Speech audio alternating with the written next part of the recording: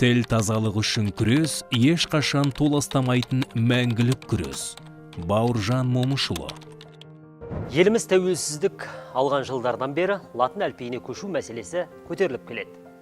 Тереңнен бастау алған тарихқа көз жүгіртсек, қазақ жазуы бірнеше рет өзгеріске ұшырады.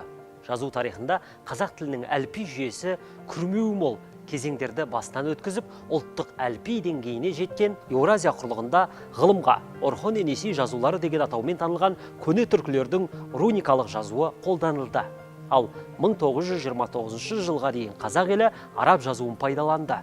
1929-40 жылдар аралығында латын графикасына негізделген әліпбиді жазу жүйесіне енгізсе, 1940 жылдан бері қарай кирилл графикасы әліпбиін қолданып келеді. Заманның талабымен ағымына сай латын әліпбиіне көшу қазақ тілі үшін өте маңызды қадам болмақ.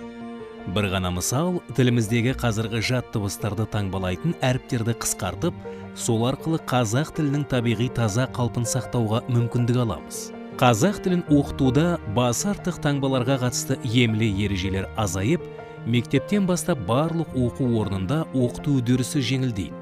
Сондықтан да еліміздегі филолог мамандар жаңа бастаманы бір ауыздан қолдай кетті.